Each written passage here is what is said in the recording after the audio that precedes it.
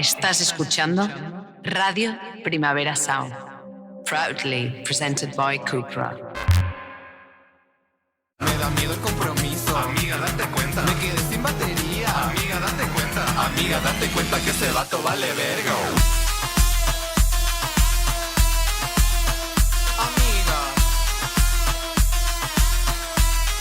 Amiga, date cuenta. Hola Begoña, ¿de qué te has dado cuenta? Hola Noelia. Me he dado cuenta de que cada vez es más difícil no hacerte famoso, sino mantenerte famoso. Vale. Lo digo porque he estado leyendo todos los artículos del paquete del circuito de New Media que está publicando el New York Magazine, Vale. que son todos extremadamente ADC coded. Sí. De hecho, como tú dijiste, están diciendo cosas ahí que nosotras ya hemos dicho. Sí, yo no durante los he esta leído temporada. todos, he leído alguno y cuando vi cosas digo, sí, esto ya lo hemos dicho Ya lo nosotras. hemos dicho. Sí. Perdón, A pero- lo largo de toda la temporada hemos estado reflexionando Sí. bastante sobre esto, sobre todo en el programa de los Oscars, sobre cómo está cambiando el circuito de la promo. Sí, Entonces, en este paquete están entrevistando, por ejemplo, al Sean, el tío de las alitas picantes, al Vale. de los Subway Takes. ujú, es verdad. Hay un A mí me artículo encanta. sobre Alex Cooper. Ujú. Y luego, a mí el que más me interesó es el artículo en el que hablan los publicistas de Hollywood. La mayoría hablan sin dar su nombre real, que son los que llevan los tours de promo de los famosos, y lo desorientados que están, admiten la mayoría de lo desorientados que están, y lo difícil que les resulta ahora cubrir todos los cuadrantes y organizar un tour de promo y organizar una promo que funcione. Ujú. Dicen, o sea, igual haces todo y ni siquiera te hace un meme Ivan Ross-Katz, ¿no? Que es Ya. como el mayor fracaso. Sí, sí, sí. Entonces, el estándar de oro que ellos tienen ahora, como el caso de Best Practice que ponen a sus clientes, es el tour de Chalamet por la peli de Bob Dylan, Ujú. que ya lo comentamos aquí, Sí. como había hecho de todo, Ujú. ir en bici, Sí. cansino, ir a los podcasts de los bros, lo hizo Sí, todo. lo hizo todo. Y el podcast bro fue horrible, yo no pude aguantarlo. Horrible. Me cae Y- fatal desde hecho de ahí, porque ahora sé, o sea, cuando normalmente hacen entrevistas al uso con los legacy, hay un juego, hay una performance, ¿no? Ujú. De entrevistado, pero ahí tenía tantas ganas de gustar al presentador Claro. que se le vio lo ridículo que es. Es que es ahora muy ridículo, está Chalamet, de verdad, performando mucho perdón, la ¿eh? cosa, bro, lo has visto con todas estas, en la final esta de la NBA, no tengo ni idea. Ah, ni idea. Ha ido a 200.000 partidos de básquet de los Knicks, que les van Claro. de los Knicks, y entonces se sienta en primera fila y luego Claro, es que yo saluda, creo saluda al que entrenador. Timothée Chalamet quería ser negro, quiso nacer negro Sí. y no ha podido. Entonces está con Kylie Jenner, Y está Bro dentro, también, ¿no? rapea, tiene toda esta cosa y está como que no se cree su vida, no se cree Claro. ahora y como que él quiere aspirar a una cosa bastante... Y claro, y es muy curioso lo frustrante que debe ser para él porque él es como mega heterazo en el fondo, porque de verdad escuchar la entrevista con... Hostia, no me acuerdo del Theo nombre. Von. De Theo Von es terrible. Que cuando se le ha tratado como de twink un poco, Ya. le debe de doler, ¿sabes? Claro. Toda esta cosa, aunque actuó muy bien en la peli y todo, que a ver, que estas son imaginaciones mías, que a saber Timothée Chalamet, pero yo me lo imagino todo así. Pues ese es el estándar que tienen de una cosa que salió bien porque lo hicieron todo bien. Vale. Pero ellos mismos ya se dan cuenta que tú no puedes poner a todas las celebrities a hacer todo este paripé. Claro. Entonces están produciendo dos procesos paralelos que son la podcastización de las celebrities y la celebritización de los podcasts, que esto lo hemos hablado también en muchos podcasts que nosotros escuchamos, que cuando empezaron entrevistaban a sus colegas y a gente de la cuerda y a guionistas y a humoristas y a gente que no era famosa pero que era graciosa, que era rápida, que tenían takes sobre cultura pop muy chulos. Sí. Y ahora, como todos los podcasts que funcionan más o menos se convierten en plataformas para celebrities y están todos estos publicistas locos con colocar a su celebrity de promo en un podcast, y a los podcasts ya les va bien decir, tenemos esta semana a Kate Blanchett. Sí. Al final son los peores capítulos la mayoría.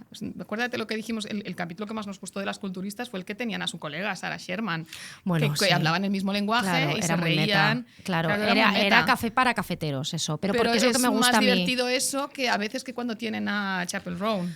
Claro, porque es que a mí me Porque son gusta... esas entrevistas pelotas, ¿no? Que, en los que todo el mundo va a quedar bien. Ya, sí, no, y que ellos son fans, entonces se nota que están entrevistando el fan a la persona, que tampoco me parece mal, pero a mí me gustan cuando es nicho, por eso llegamos a ellos, porque Claro, eran nicho. O sea, claro. ahora que se convierta en mainstream o que pille a gente... Pero que son dos procesos Claro, paralelos sí. que los dos van al mal, porque yo tampoco necesito de según qué celebrities que me muestre cómo es de cercana. No, no, por es que ejemplo, yo no Kate necesito- Blanchett es una tía que lo hace mal cuando se quiere hacer la simpa, Ya. que fue al Subway Takes y dijo, hay que eliminar todos los aspiradores de hojas secas. Perdona, no es gracioso. Pero es que no necesito que ella sea graciosa y cercana. Yo necesito que haga sus papelones, que se ponga un vestidazo, Claro. que esté en la alfomra roja y que dé una entrevista a No, New York pero Times, yo ¿sabes? creo que esa no broma... necesito más, no Sí. necesito la entrevista de los perretes, no necesito nada más de ella. Ya, eso nos porque cansa mucho. yo creo que es un momento de transición en los medios, entonces luego todo se pondrá más en su sitio. Pero ahora es como todo vale Sí. y lo están probando todo. No, y si todo vale, nada es importante, ¿no? Pero yo creo que lo que hizo Kate Blanchett, que estaba totalmente, que no era suyo, cosa que se le habían dicho, di esto, es porque Claro. yo sí que he visto mucha cosa de memes sobre ese aparato. Ya. O sea, como que eso, en las redes se discute mucho el aparato de las hojas, hay mucha gente Sí, que está sí, en sí, contra, que no sé qué. Luego hablaremos de esto, las que no tenemos jardines, es una Claro, cosa que nos es no, bastante pero ajena. la gente en la ciudad también lo hace, en Brooklyn y tal. O sea, Ah, yo ya. sigo a una que es que todas sus stories... Van sobre eso. Sí, es una que trabajaba en Jezebel, que es la Tracy, Ah, ya sé quién que siempre dices. hace exposés, que es la que Sí. hizo exposé de Yamela Yamil y Sí, toda esta sí, sí, gente. sí. Pues ella tiene una cruzada contra su vecino por ¿Por qué toda hace esta... esto? Y entonces tiene ya su propio lore con Claro, eso. porque o sea, estas ya hay cosas gente- las escriben los publicistas. Ya me dirás Claro. tú que le importa que Blanchett Ay, el bueno. aspirador de hojas. Claro. Yo siempre me imagino a Schaefer and Lusac, a los de Hacks, que Ah. tienen la Sí. gente de representación, a gente así como escribiendo todos estos takes absurdos, porque esa es otra. Todos Claro. estos takes, todas estas cosas memeficables, ¿no? Que se tienen que hacer virales, como porque cada segmento tiene su cosa, ¿no? Sí. Cada formato, quiero decir, tiene su Su lenguaje, su sí. concepto, ¿no? Su concepto, o sea, ¿no? sí, Ahora, yo he por visto... ejemplo, el programa este de Jennifer Hudson en el que... El pasillo. El pasillo bailando, ¿no? Que de repente el de Penn Badgley pues lo peta. Sí, Pues, y todo el mundo intenta recrear eso. sí. Cada formato tiene su concepto. Pues eso, yo claro, siempre me imagino a los que las están escribiendo y todas esas takes tienen que ser inocuas, suficientemente apolíticas, Sí. que no molesten a nadie. Claro. Al final genera una cantidad de ruido, de takes absurdos que nadie Claro. necesita. Claro. Sí, sí. Es Os como estoy Úrsula sonando como un poco Corberó... reaccionaria, pero es que me molesta. Me Sí, molesta es tanto. como Úrsula Corberó diciendo que ha dejado el Candy Crush. Exacto. ¿Sabes? Y es como el gran vídeo viral, pero es que realmente son los que se viralizan. O sea, Claro, es que claro, yo las entiendo chorradas. que la gente diga, porque esto es lo que se ve, pero yo he de decir que de ese artículo que pasaste, o sea, que porque lo compartiste en un chat y yo me lo empecé a leer y tal, vi que hablaban de que empezaban el texto diciendo que el tour de Andrew Garfield había sido lo más porque había hecho el Chicken Shop Date, que No, fue pero no súper decía que visto. fuera lo más, ¿eh? Bueno, dijo que estaba súper, que él estuvo en todas partes y que fue tal, y nadie ha visto esa película. No, nadie ha visto esa O sea, peli, quiero decir que en el fondo es súper paradigmático, que es, vale, que es tú- la peli esa melodramática que hizo con Florence Pugh. sí, que está en Prime ahora, Ah, creo. mira, me la sí. veré. Yo no sé si tengo ganas, pero, Ya, sí. pero es como... Es como un love story. sí, acaba con, mal. con Ya una se ve, ya se ve que enfermedad y acaba con mal. cosas mal, acaba mal. Acaba mal. Pero nadie la ha visto, entonces es como, y lo hablamos en los Oscar también, toda esta gente está en todas partes contando cosas absurdas. Contando O sea, cosas ¿qué estará absurdas. promocionando Úrsula Corberó? Pues no lo sé, pero sé que ha El dejado... Joking, que se estrena hoy. Ah, vale. Ah. Pero mira, Úrsula Corberó maneja bien esos formatos. Bueno, porque Se le ella es da muy superbién buena, y se le da bien la porque alfombra tiene mucho roja, carisma. es rápida, tiene carisma. Claro, pero ya los hay tiene que reels. no. Claro, yo veo siempre reels de un podcast británico que se llama Dish, que comen, lo hacen un presentador muy mítico, Nick Grimshaw, y una cocinera, Angela Hartnett. Comen con la celebrity y hablan de comida. Y nunca lo he escuchado entero, jamás. Solo veo reels, pero Solo veo ves los muchos reels, reels. ya. Y esta semana tenían a Natalie Portman, que la pobre, ya sabes que tengo una obsesión con ella, Sí.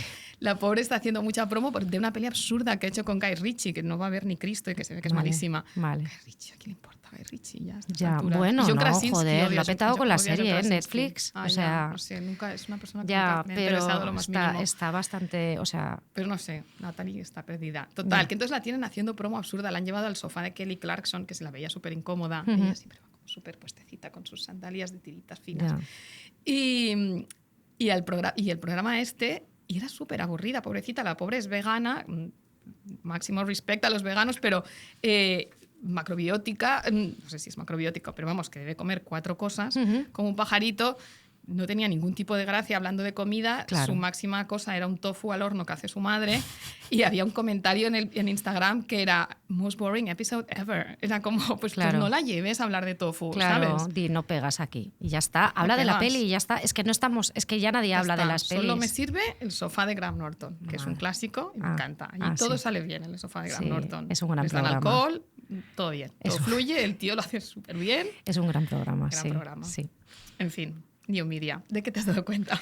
Pues mira, yo me he dado cuenta de que hemos llevado hasta el delirio todo el tema del algoritmo de chicos y de chicas y hasta el absurdo que se ha puesto de moda el vaquero de gimnasio. Ah, ya. Esto es una cosa que yo no he visto en O sea, mi llevar gimnasio. vaqueros en el gimnasio. Hombres que van a hacer dominadas y levantar pesas, o sea, no a correr en la cinta y tal, sino el momento pesa. El momento pesa y dominada en vaqueros. Esto es como el meme Y de Lenny descalzos, Kravitz, que iba al muchas gimnasio veces. con pantalones de cuero. Y en vaqueros también. No, hacía de cuero, domin- de cuero. Y hay vídeos de Lenny Kravitz en vaqueros, haciendo Lenny Kravitz no dominadas tiene en su un chándal. casa. Bueno, pues eso es porque estaba escuchando, porque yo hago una cosa que es un poco hate listening, un poco de escuchar cosas por odio, pero también porque es gente muy lista, ¿no? Y entonces escucho un podcast de dos heteros, ¿vale? Que se llama How Long Gone, Ah, ya. que son insoportables porque son muy cínicos, están por encima del bien y del mal, me caen bastante mal a veces, pero son muy listos y son muy despiertos y ven las cosas y me interesa a veces las cosas que dicen, ¿no? Y bueno, y también tienes que escuchar cosas con las que no estás de acuerdo. Bueno, pues ellos siempre traen a gente Pero muy no buena. son fachas, porque se han peleado Bueno. con uno, ¿no? Bueno, ¿Sí? Ah, son vale. un poquito demócratas, ¿sabes? O sea, como centristas americanos, vale. no centrista, Bueno, por encima de todo. Vale, vale. Estoy por encima de todo. O sea, es politics, tal, solo me gusta el brillo, el lujo, el tal, me voy a uf. París y no sé qué, pero son muy listos y saben, y son, bueno, pues es gente que está muy metida en la cultura, ¿no? Y de hecho, uno de ellos en su Instagram hace unas recetas increíbles. Yo sus vídeos me los trago todos porque realmente tiene maestría editando vídeos. Bueno, pues llevaron a Molly Jong-Fast, que es una crónica, ella es como nieta, ella es como una estirpe de... Es la hija de Erika Jong, la Sí. autora del famoso libro feminista Miedo a volar, y ahora ha Sí. escrito un libro sobre su madre que parece ser que tiene demencia. Sí, tiene, y es de una estirpe también de peña muy metida en política, su abuelo estuvo en la cárcel, lo cuenta en el podcast, tal. Y ella se ha convertido como en una gran voz anti-Trump. Sí, que los total, otros. en Twitter y tiene un podcast también y tal. Bueno, la tía es divertidísima, el podcast va estupendamente. Entonces ellos empezaron a contar eso, porque ellos van a Equinox, que es el gimnasio ese donde todo el mundo va a trabajar y a hacer ejercicio y es como el sitio de moda, ¿no? Que es como un club de membresía, como un Soho House, Que tú pero... los ves desde la calle, además, ¿no? Desde Sí. la gente ahí. Entonces, contaban que ya ven a los tíos, estaban hablando de que ven a los tíos con vaqueros y estaban flipados, ¿no? En plan, la masculinidad está llegando a un punto tan bestia, todo esto del raw dogging, ¿no? Lo que se hace de hombres que van en aviones, ¿no? Tú escribiste un artículo. Sí, sin distracciones, sin ver ninguna peli, mirando fijamente al vacío y concentrándose, es de como ser inútiles. estoicamente. Ya, es que... Y luego empezó a hablarse de raw dogging, de todo, de raw dogging la depresión, que implica no tomar pastillas, raw dogging... Sí, es una cosa casi ya opusiana, ¿no? O sea, Absurda sectaria de máximamente. aguantarlo todo sin ningún tipo de tal. Y entonces hablaban de Robert Kennedy, se reían de él porque se había ido a nadar a un sitio que es mega tóxico, es como cuando se metieron en el Sena a nadar o como cuando de esto. Y Cuando entonces se metían en el Sena quedaba un champuro. sí, que decían, la vas a salir alcaldesa, con que tres. vas a salir con escamas. con colega. escamas no calía que hicieses esto. Pero bueno, entonces contaron que este tío en los aviones va descalzo y entra descalzo al baño. Robert Kennedy. Robert Kennedy, el que es el como Sí, sí, ministro, sí, sí. digamos, de Sanidad de Estados Unidos. Que yo lo escuché y dije, qué Pero lo asco hace mucha gente eso, ¿eh? ir descalza al baño. Sí. ¡Qué asco! No, yo he visto hacerlo. que me La da gente mu- lo hace, me da muchísimo asco. Es asqueroso. Es en el vuelo a Asturias que hicimos para hacer Amiga Date Cuenta. Sí. Que mi Sí. el asiento de al lado se quitó los Sí. zapatos y fue bastante Sí, no, y el de problemático. al lado mío también, sí, sí. ¿Y qué pasaba en ese vuelo? Era un vuelo No, era muy un vuelo extraño. un poco proyecto hombre. Extraño. Bueno, pues entonces yo, claro, lo escuché y dije, esto no puede ser, esto lo han visto ellos, será una cosa de Los Ángeles, muy, muy nicho, tal. No, y me encontré un artículo de JQ, que decía que efectivamente está de moda, ¿no? Y Samir Reis, que lo firmaba, decía, conozco un entrenador que solo levanta pesas con Dickies y los vaqueros de gimnasio han ganado visibilidad gracias... Los vaqueros de gimnasio. Sí, sí, son los vaqueros de Pero a mí gimnasio. Pero esto me confunde. Acaba, sí. pero...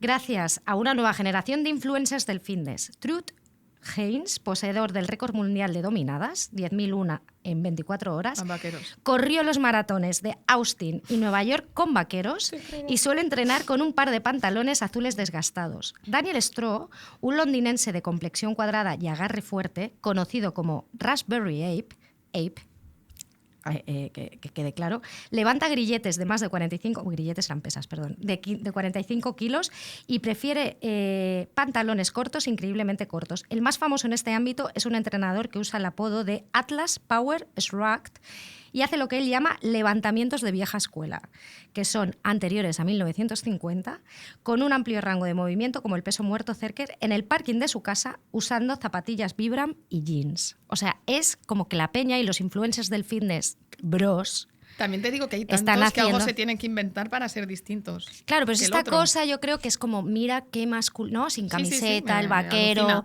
en plan, yo no me voy a poner Ahora, una licra. me confunde porque yo creo que la prenda bro por antonomasia es el pantalón jogger. El pantalón jogger que se te marca el pene. O sea, ya, no sé, a mí me encantan los chicos con el pantalón jogger, me encantan. Porque A a mí ti una te- camiseta de tirante a ti un y jogger, a ti te chifla, a mí no. un esto raberil, A mí no me gusta. me encanta. Pero a mí sí, me parece que pero están eso muy lo veo sexys. una prenda muy bro. ¿No? En el fondo, más bro que un vaquero. Bueno, es que es cómoda, ¿no? O sea, quiero decir, es una cosa cómoda para poder hacer el deporte. Ya, o sea, no, que pero es sí, normal yo que los como tíos luego ir tiran con a la joggers comodidad. por el mundo. Pero que luego yo lo pensaba y decía, hostia, tiene sentido. O sea, no, yo me estoy riendo de esta gente, pero yo cuando voy a los estudios estos megapijos en los que hacemos ejercicio, Pero no que tanto en el nosotros ya no gimnasio, nos cruzamos con hombres. no, pero las tías van muy performando su feminidad. O Ah, sea, sí. las tías van con joyitas, van con cadenitas, que yo no entiendo cómo vas a hacer ejercicio maquillada, con joyita. A ver, yo a veces llevo la cadena, Sí. pero porque tú vas siempre a primera hora y yo Claro. a veces voy al final del día y no me da tiempo de desmaquillarme y quitarme Pero yo las no puedo, cadenitas y las cosas. no puedo ni dormir con pendientes ni tal. O sea, no es como Ya, no pero puedes. que no me da tiempo de quitármelo. Y a Una veces es verdad cadena, que me veo en el espejo. luego, un pendiente ay, te no lo sé, quitas. y parezco A mí, Carmela Soprano. a mí me parece súper incómodo. Y luego esta cosa de que van vestidas de una manera súper maqueada. Entonces Sí, sí, están eso sí. perfilmando. Yo fui el otro día con una chica que llevaba un top que me fijé, que estaba buenísima, tenía la cintura así. Marcaba un montón de tetas y tenía dos tirantes que le iban en la misma dirección. No sé, Ujú. o sea, la forma ya era muy poco Sí. anatómica, no podía ser muy, muy cómodo. Y es como, hostia, vale, o sea, te estás poniendo esto para ti, supongo, y para las otras 4 tías que estamos aquí, pero... Claro, pero no es cómodo, ¿no? Es No. como lo del vaquero, pero ella está muy chica en ese Sí, sí, momento. claro, claro. Está siendo la más chica, ¿no? Entonces Todo estamos bien. llevando un delirio total. Vamos a hacer ejercicio con camisetas anchas y con pantalón jogger, que es lo más cómodo que hay, por favor.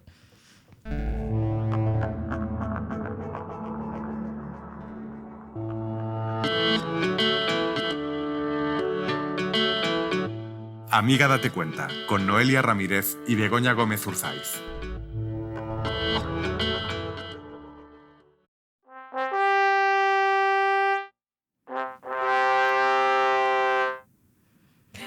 A que se ven estas trompetas. Bueno, estamos también con David Camilleri a los mandos y con Nacho Medina a las cámaras. Y estas trompetas son porque esto es una cosa bastante fuerte. ¿no? Va a Inaudita, pasar- en Amiga Date Cuenta. Inaudita. ¿Qué va a pasar, Bego? Que vamos a hablar bien de un hombre blanco, heterosexual, de mediana edad. Qué fuerte, Súper por fuerte, favor. O sea, occidental. aquí ya hay de todo. Sí, sí, milagro. Nos cae bien, de Nos hecho. cae súper bien. Lo admiramos y yo, de hecho, lo pude no conocer, sino que estuve en en su presentación y llegué a casa como transformada. ¿Sí? Te lo juro. O sea, yo... bueno, venimos a hablar. ¿De a quién venimos a hablar? Que parece esto una expectación muy larga. Venimos a hablar de Chris Ware y de la exposición Dibujar es Pensar, que está en el CCCB, en el Centro de la Cultura Contemporánea de Barcelona. Sí, está coproducida por Ficomic y la tenéis hasta el próximo 9 de noviembre. Falta mucho todavía. Falta mucho, tenéis mucho tiempo. 9 de noviembre. Sé que cuando hicimos lo de Suburbia, mucha gente me escribió y me dijo la última semana, me he escuchado el programa y voy ahora apurando hasta tu de Max. mira. O sea, tenéis hasta noviembre. ¿Vale? Tenéis, Pero o sea, ahí- tenéis el veranito y todo. Además, en verano, perfecto, porque es refugio climático. Claro. Está en una parte que es súper fresquita, ¿sabes? No tienes una sensación ahí y es maravillosa, ¿no? Sí. Sí, sí. Entonces, ¿tú conociste a Chris Ware cuando vino a Barcelona a presentar la expo? Sí, sí. Bueno, Chris Ware es como un artesano del cómic, ¿no? Es un genio. Digamos que sus viñetas nos hacen preguntarnos por la complejidad del universo, ¿no? Un poco. Lo llaman como el James Joyce. Dicen que es como James Joyce dibujando, ¿no? Ajá. Digamos, y es autor de libros tan fundamentales como Jimmy Corrigan, Fabricar historias o Rusty Brown. En realidad, pocas obras, porque él dedica entre 10 y 12 años a terminar cada una de sus obras. Entonces, tiene en principio 5, Acme Library, Building Stories, que es Fabricar historias, Rusty Brown, Jimmy Corrigan, y no sé si nos dejamos alguna. Pero luego él tiene esta cosa también. Y ahora está ya encarado, o sea, él ya sabe en qué va a ocupar el resto de su vida, digamos. Tiene como 3 proyectos porque Sí. dedica tanto tiempo a cada uno. Y sobre todo yo creo que lo conoceréis porque él siempre hace las portadas virales del New Yorker, Sí. que son estas portadas, una portada muy mítica que él hizo, hace casi siempre de Thanksgiving, hace muchas, ¿no? Hizo una de estar toda la familia con el pavo en la mesa y todo, y cada uno estaba con el móvil mirando, no sé, para la gente Sí. que las haya visto. Esa yo recuerdo que lo petó y todo, ¿no? Todo el mundo, mira que todo el mundo con sus móviles y nadie habla en la mesa, ¿no? Sí. Pero realmente sabe capturar muy bien. Hizo una sobre la violencia policial, aquella en la que salen el policía blanco y el policía afroamericano, los Sí. dos en un coche. Sí, como que hay una tensión, Que hay muchísima tensión. en esa viñeta. Y a mí me gusta mucho una que hizo del Me Too, o sea, en el momento del Me Too, que hizo como una especie de lo que en Estados Unidos se llama casting couch, que es el casting de sofá, ¿no? Que bueno, aparece una actriz que la van a grabar y hay una persona que está bajando una persiana en medio de la ciudad en un rascacielos, se ve la ciudad al fondo y es como, bueno, aquí van a pasar cosas. Es muy sutil. Es muy sutil y estaba muy bien. Pero sí, yo le pude conocer. Le Sí. pude conocer porque me salvó el día, bueno, me salvó la semana, yo creo, Chris Ware. Y es una cosa que hemos comentado todas las personas que estuvimos presentes ese día, ¿Sí? que yo me he ido encontrando después. Se Cuando quedaron hemos hablado así de de esta... enamoradas. Sí, sí. O sea, me pasó con Juanjo Villalba, que también estaba, me ha pasado con Kera Larumi. Bueno, me ha pasado con más gente, o sea, de encontrarnos y decir, ¿qué momento vivimos, no? Porque él vino a inaugurar la Expo ha pasado por el Pompidou y por otros sitios, ¿no? En Se ha todos hecho los como una sitios ha sido distinta. Sí, Esta es la última parada en Europa. y digamos que aquí amplía el archivo personal, de hecho hay más archivo personal de él, pero fue como muy bonito. Yo tenía una semana muy mala, yo dije, bueno, mira, pues me voy a ver una expo ¿no? Y así tal, pero salí, primero de todo, porque es una persona maravillosa, o sea, es una persona súper cercana, noble, humilde, no sé cómo explicarlo, pero es un genio, ¿no? Ves que es un genio de cerca. Y porque nos hizo una clase magistral, nos enseñó la expo y todos los que estábamos allí estábamos, vamos, en silencio, admirando todo lo que nos decía. Es genial. Yo hice la visita con Jordi Costa, el comisario, y también nos puntualizó mucho. Él es un gran admirador suyo desde hace muchísimos años. Ha estado en su casa Sí. entrevistándole. Sí, para que os hagáis una idea, nos pidió perdón por no hablar español y entonces dijo, ¿y entonces todos habláis inglés? Y dijo, por supuesto que habláis todos inglés porque los americanos somos idiotas y vosotros sabéis idiomas. Él estaba como muy sensible con la cosa de Europa y Estados Unidos, ¿no? Porque Sí. como están todos los estadounidenses Sí. con 2 dedos de frente, ¿no? Claro, sí, de Asustados hecho, por el giro autoritario en su país. Su mujer es profesora y lo está pasando muy mal, lo contó porque su mujer es profesora y sobre todo en un colegio que tiene mucha migración salvadoreña. Y su hija, cuando llamó a su hija desde Barcelona, le dijo, papá, te escucho feliz. Y ¿Ah, él sí? estaba encantado porque, claro, dice que le encantaba Barcelona, que todo el mundo... ¿no? Que se respiraba otro ambiente, que estaba muy encantado. Es que una persona fantástica, ¿no? A mí de la Expo me gusta mucho, o sea, hubieron varias cosas que me gustaron mucho, pero me gusta mucho la idea de que él hace como constelaciones urbanas, ¿no? Cuando tú entras, sí que hay como un mural muy grande, que si fuese también una constelación, pero más aplicada al dibujo y al mundo del dibujo.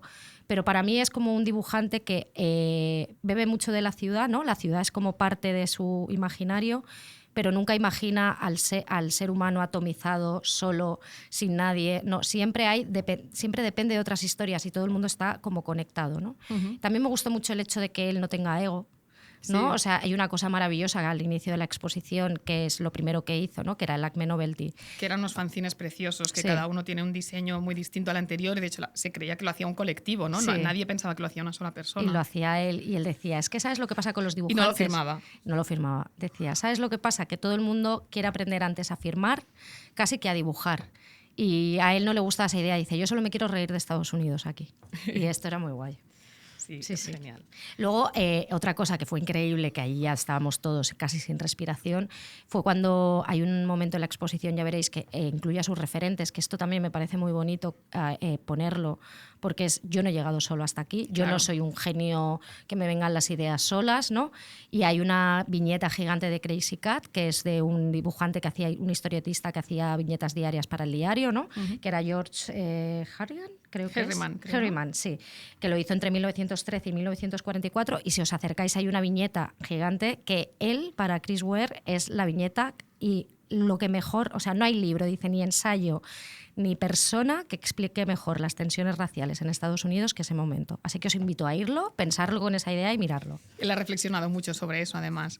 Es muy interesante también, si vais a ver la expo, que tampoco es muy larga, quedarse a ver los vídeos, que están muy bien. Y está muy chulo, por ejemplo, el vídeo en el que Zadie Smith, que lo admira y está lo adora, guapísima en el vídeo. está súper guapa en el Está vídeo, increíble. habla sobre su obra y hace algunas apreciaciones muy interesantes, entre ellas algunas sobre esto, ¿no? Sobre sus reflexiones sobre las tensiones raciales.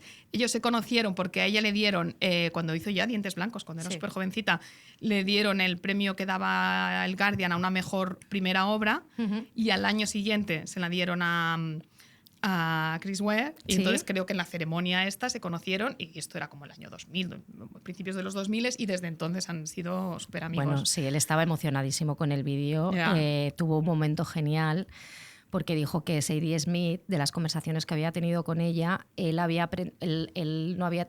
Es como que se le había quitado el miedo a dibujar a personajes, o tanto a mujeres como a personas racializadas, ¿no? Y tuvo una frase muy buena, bueno, dijo la frase que le había dicho Zadie Smith, que ahora no recuerdo, pero tuvo una frase muy, muy buena que era: yo realmente tengo más en común, por ejemplo, con Joanne, ¿cómo se llama? La de Rusty Brown, Joanne Cole. Joanna Cole, sí. Joanna Cole, que con un asesino en serie, ¿no? Que es una mujer afroamericana. Una profesora. Dice, tengo más en común con esa profesora, ¿no?, que con un asesino en serie prototípico, ¿no?, blanco, tal. No sé, me pareció como muy bonito que dijera eso. A mí me gustó mucho que Zadie Smith decía que Jimmy Corrigan le recordaba a su padre, a su propio padre, y hablaba de las vidas que salen mal. Decía, nos gustan las narrativas, o estamos acostumbradas a las narrativas en las que incluso si alguien es ordinario, al final le salen bien las cosas, pero es que en la mayoría de las vidas casi todo sale mal y al final te mueres. Era como muy, ok, Zadie. Y decía, y además utilizaba, bueno, ella siempre habla de una manera especial, y decía que estos personajes eran soft-bodied, eran de cuerpos blandos. Vale, ahí es verdad. Y me gustó mucho sí, eso. Y claro, porque decía, en esa época estaba muy de moda, porque era la época del heroin chic, ¿no? Sí. En el que todas las modelos que todos los cuerpos eran angulares, ¿no? Huesudos y tal, lo que estamos viendo ahora, ¿no?, con estos tíos de bros de gimnasio. Y él hace esta cosa. Por cierto, que conectaron por Jimmy Corrigan, ¿no? Sí. Y Jimmy Corrigan es una historia que también es preciosa, que sobre todo él quería decir que quería hablar de fracaso también, porque la idea de fracaso le interesaba mucho, pero está basada un poco en su propia vida, ¿no? Bueno, a él le pasó una cosa muy curiosa, que él estaba escribiendo esta historia en la que tienen que ver, por ejemplo, hay niños abandonados por sus padres, niños dados en adopción, y mientras la estaba escribiendo, su propio padre, al que no conocía porque se fue cuando él era un bebé, le contactó para retomar el contacto. Pero esto sucedió cuando estos tipos de cosas que pasan, ¿no?, que no es exactamente serendipia, no son casuales, evidentemente. Él ya estaba preocupado por este tema cuando esto sucedió, no es una casualidad cósmica. Sí, y si compráis ese libro, pensad que las 5 horas que pasaréis leyendo ese libro... 4 horas, perdón. Las 4 horas que pasaréis leyendo ese libro son las horas que él había calculado que había pasado con su padre hasta que le volvió a contactar, y que ocupa el mismo espacio, el libro, que las cenizas que tuvo del padre. Sí, porque el padre ya estaba enfermo cuando le contactó, y murió poco después. O sea, que quedaos con todo esto. Y además es que es precioso, es que es muy humanista. Es que a mí es una persona que me fascina. Y se parece a sus dibujos, como dice Zadie Smith también, que yo era algo que también había pensado. Es decir, todos los dibujantes de cómics se parecen a sus dibujos. Sí, no, y es una experiencia, yo creo que bastante transformadora, que no hay cosa más bonita, ¿no?, de que entras a un sitio y sales de él pensando cosas, ¿no? Y esta cosa de entrar al museo y ver todo eso y salir dándole vueltas. Hay una portada que veréis del New Yorker, que yo nunca le había prestado atención a esa, pero contó la historia y me pareció preciosa. Esa sí que está en la expo, en la que se ven a unos niños cruzando una calle que van al colegio mientras los coches están detrás, y hay la típica señora que para el tráfico, para el tráfico escolar, ¿no?, para que pasen. Y entonces contaba que ese era el colegio de su mujer, y que esa señora que está allí, que además ves que la señal de stop la tiene rota, realmente es la mujer que trabaja en el colegio de su mujer, y la señal estaba rota porque había dado tantos golpes al suelo para que los coches pararan, que la tenía rota, y él, para él, era como una heroína. Esta es mi heroína, ¿no? Esta es la mujer. Urbana. Es una mujer que consigue todo esto, ¿no? Y claro, luego él estaba fascinado porque decía, claro, es que yo aquí en Barcelona los coches se paran, la gente puede cruzar bien, es que las bicis, ¿no? Las bicis, sí, y definió al CCB como una cruilla, ¿no? Era una persona excepcional, de verdad. Sí.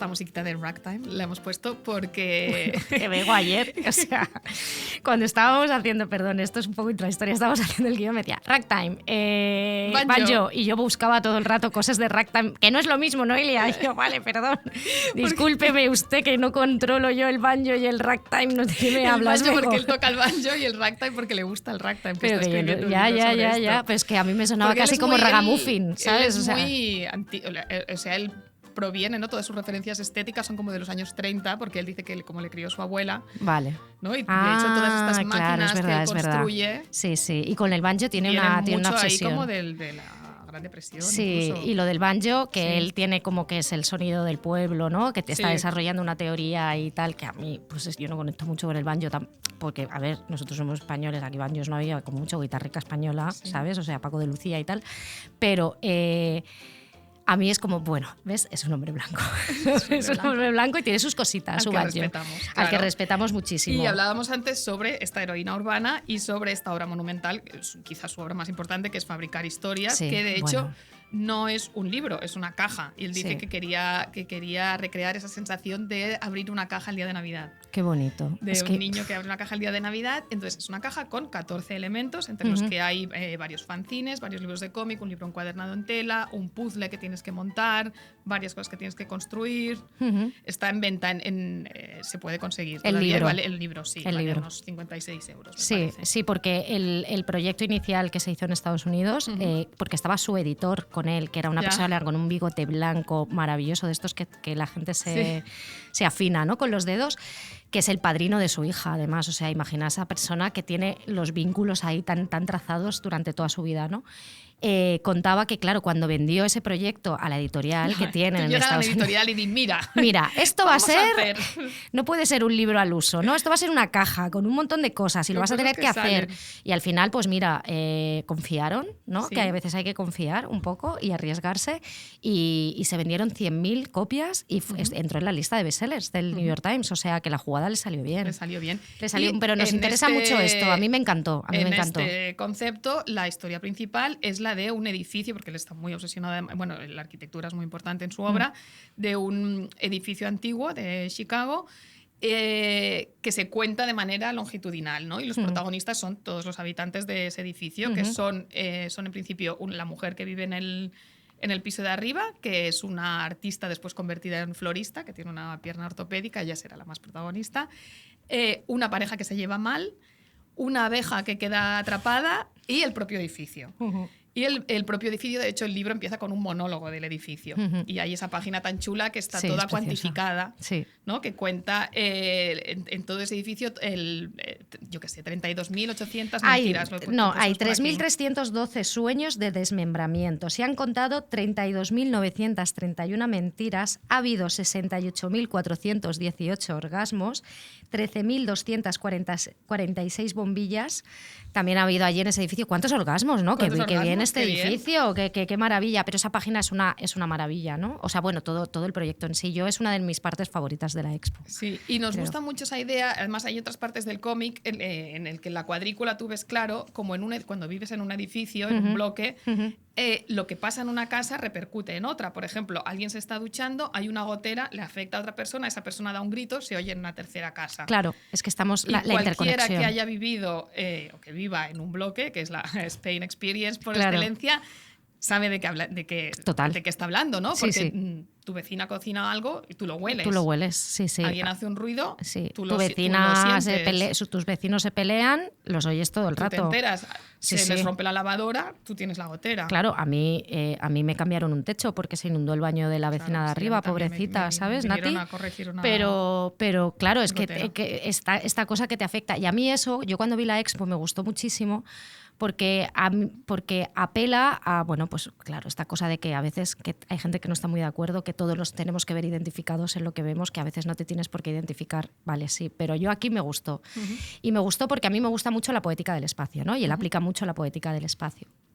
Y me pasó porque hubo una cosa que no me molestó, pero dije, qué buena analogía, pero yo no la puedo aplicar. Y me pasó leyendo La poética del espacio de Gaston Bachelard, que es un libro que me recomendó por Hirali Leiter. Cuando la entrevisté, me dijo que ella... que ha escrito Sobre historia de la una vida terraza. en el espacio, Historia la vida de- en el sí. espacio arquitectónico. Historia de una terraza, como sabéis, ella es la inventora de Resaca de Zorra, que tanto popularizado en las ciber y que estaba emocionadísima con ese dato cuando se lo dije. Entonces me dijo, me leí mucho este libro de Gastón Bachelard porque me gusta mucho esta cosa de cómo nos asociamos las emociones al espacio en el que vivimos, ¿no? Y yo me empecé a leer el libro y entonces al principio del libro él habla de una teoría de Carl Jung, ¿vale? En la que dice que el ser humano, ¿vale? Cuando... Dice, lo más normal que puede pasar, si tú estás en una casa y oyes un ruido en el sótano, lo más lógico que puede hacer esa persona es subir al ático y decir, vale, no ha pasado nada. Y tú dices, ¿pero para qué sube al ático si es en el sótano? No, porque sube al ático para racionalizarlo, ¿vale? Se va arriba para racionalizar ese ruido, ver que no ha pasado y tal, porque la persona no se quiere enfrentar a su inconsciente. Porque dice, claro, en el ático está la luz, pero en el sótano están las sombras día y noche y tú no quieres bajar a tus sombras día y noche. Y dije, qué bonito, o sea, qué buena manera de ver cómo nosotros también, o nosotras, cuando nos pasan cosas, nunca queremos bajar al sótano, siempre nos vamos al ático e intentamos racionalizarlo todo. Yo soy una persona que siempre lo busca yo estoy en el ático instalada. Pero claro, yo pensaba, yo no lo puedo aplicar en mi casa. Porque vivo en un piso. Porque he vivido en un piso toda mi vida, he vivido en bloques, yo soy hija del bloque, yo soy hija de los toldos verdes, yo soy hija de tal, y es como, yo no, ¿dónde me voy? Cuando me pasa, escondo? Y ¿dónde además escucharía el hablábamos de esto, ruido? de que en nuestros pisos, además que son pequeños, reducidos, y no existen recovecos, ¿no? Los Claro, pisos claro, y actuales que no, existen escondites. y que si te has criado en un piso de 60 metros y oyes un ruido, o sea, no vas a tener miedo porque no hay espacio para tener miedo, porque no hay sitios que te puedan dar yuyu. Como mucho te puede dar yuyu la idea de la azotea del edificio. Pero la azotea tampoco te da miedo, ¿sabes? O sea, Cerrado, ¿no? y yo no tenía sótano, no había ni parking, ¿sabes? Bajabas a la portería y ya está. Pero claro, es como... Y entonces pensaba, claro, yo cuando he tenido... y lo sigo teniendo, muchos sueños de miedo, de pesadillas, es en la casa del pueblo. En la casa del pueblo sí que hay una cosa, o sea, sí que está arriba, o sea, hay un ático que no se llama, no lo llaman así, pero yo siempre, bueno, primero que de niña me daba mucho miedo subir porque mi abuelo, primero, bueno, tenían allí patatas y tenían de todo y tal, pero había muchas cajas con cosas raras y luego había cuartos que estaban al lado del corral o lo que fuera que sí que me daban miedo y yo soñaba que pasaban cosas allí. Entonces yo sí que puedo entender esa analogía, pero en la casa más llanita, no en la casa Claro. americana. Cuando era No pequeña sé, me daban sí. envidia en las pelis estadounidenses cuando el niño se hacía su escondite en el desván, ¿no? En la Claro, azotea. que se hacen sus tipis Que se ahí. hacen sus tipis y y dices, de, pero, ¡ala! claro, ¿Y yo dónde me hago esto? no tengo hueco aquí, Claro. ¿sabes? Debajo de la cama tengo cajones para meter cosas, no me puedo ni esconder debajo de la cama, Claro. ¿no? Porque estoy aprovechando todo el espacio. Claro, es que esta la cosa, por eso es tan bonito, ¿no? Lo de Chris Ware, porque te hace ¿no? Te dice que todos estamos entrelazados, Sí. aunque vivamos en la ciudad, ¿no? Que es esta cosa de la ciudad te aísla, la ciudad está solo, no hay nada. No, él te dice, no, aquí estamos todos conectaditos, que es un poquito cósmico y casi cuántico, ¿no? De teoría de Estás muy entrelación. cuántica tú. Estoy muy cuántica Ya últimamente. recomendé en el Instagram de Amigues que se lea a todo el mundo No. tu Mi artículo chapita, no en hace falta. Babelia sobre Pero hay la una, cuántica aplicada hay a una la cosa ahí arquitectura. que hay una intuición, ¿no? De él que me parece muy bonita. Estoy imaginando ahí un A café, Chris- ¿no? Con el tiqui, tiqui, Y a Chris tiqui. Ware haciendo esto. Sí. Nos interesan mucho también las autoras que nos remiten al bloque. La primera que nos vino a la cabeza cuando empezamos a pensar sobre este tema es Vivian Gornick, Sí. ¿no? Que habla tanto de las vecinas Sí. y de cómo su madre la dejaba con las vecinas. Sí. Sobre todo en Apegos Feroces aparece Sí. mucho la figura de esa vecina. Sí, están ahí, Y están ahí que te todas. imaginas a toda esa gente, ¿no? Todos esos judíos de Brooklyn, algún Claro. polaco, algún italiano, algún irlandés, gritándose, Claro, ¿no? Sí, es que a mí, cuando leía a Gornick, como me faltaban a veces muchos referentes de esa tipología de narración, me gustó mucho esa parte, ¿no? También me gustó mucho, por ejemplo, me vino a la mente pensando en Grace Paley, que en la importancia de no entenderlo todo, habla de Greenwich Village, ¿no? También ella dice que es del Bronx y que, bueno, habla muchísimo del barrio y de la gente del barrio y de las conexiones, porque es otra autora que no va ella sola por el mundo, ¿no?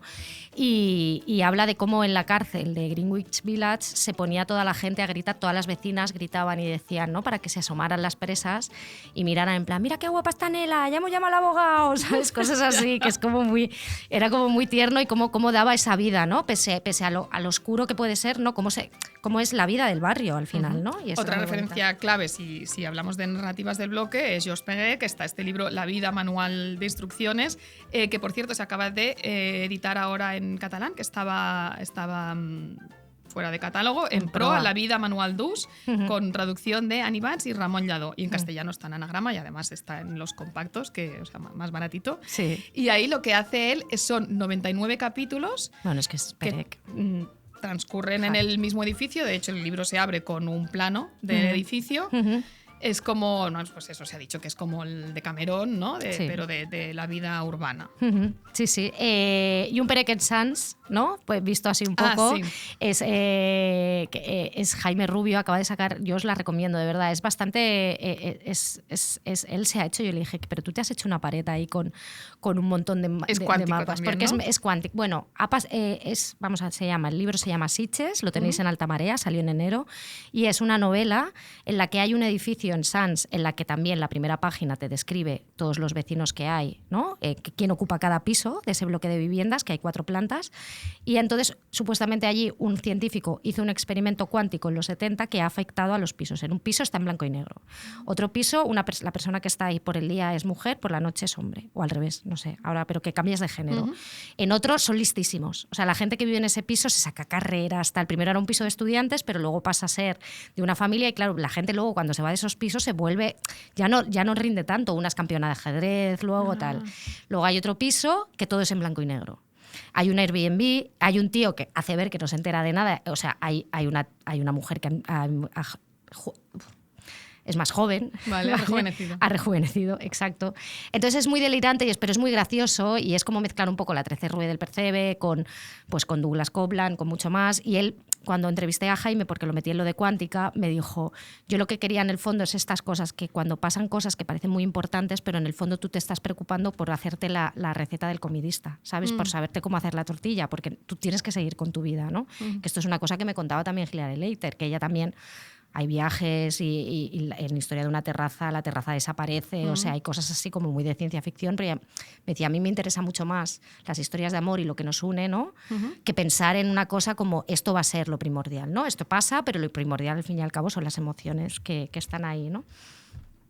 Echemos una ojeada a lo que hemos construido con los primeros miles de millones que tuvimos a nuestra disposición. Los barrios de viviendas baratas se han convertido en los peores centros de delincuencia, vandalismo y desesperanza social general, mucho peores que los viejos barrios bajos que intentábamos eliminar. Los proyectos de construcción de grupos de viviendas de renta media, auténticas maravillas de monotonía y regimentalización, sellaron a cal y canto las perspectivas de una vida ciudadana llena de vitalidad y dinamismo. Los barrios residenciales de lujo, que teóricamente debían mitigar la sordidez de las ciudades, o intentarlo al menos, son hoy escaparates de una insípida vulgaridad. Vaya decla. Esto que escuchábamos era sí. Jane Jacobs, la famosa urbanista. En Muerte y vida de las grandes ciudades, que es un clásico, es de 1961. Lo tenéis en Capitán Swing, traducido por Ana Useros y Ángela Abad, además con un prólogo en el que hay como 3 firmantes actualizan las teorías de Jane Jacobs y te ponen en contexto porque es tan crucial, ¿no? O sea... tan visionaria, ¿no? Sí. Ella decía, tiene una frase, creo que era que diseño es humanidad o algo así, o sea, como que... Es maravilloso, lo tenéis que leer y además es que en este párrafo para mí está todo, ¿no? Un poco, o sea, toda esta cosa de en qué hemos convertido las ciudades, o sea, lo que queríamos hacer para acabar con la marginalidad, todos estos barrios supuestamente de clase media son insípidos, no hay vida, no pasa nada, ¿no? Tú te vas a un Pau. Yo, por ejemplo, mis padres que se mudaron de un barrio en el que había muchísima vida y que fue un barrio construido en todo el desarrollismo. Luego hubo mucha lucha vecinal y se hicieron cosas y todo. Pero yo ahí viví mucho la calle a pasar a un sitio residencial. Bueno, yo es que no hacía nada allí. Yo iba y me iba. Yo me saqué el carnet de conducir, cogí el coche y me iba y volvía, ¿no? Y cada vez que voy a ver a mi padre... también que notabas mucho el cambio de los sonidos, ¿no? Claro, el silencio, tía, que hay. Hay un silencio... es atronador ese silencio realmente, ¿no?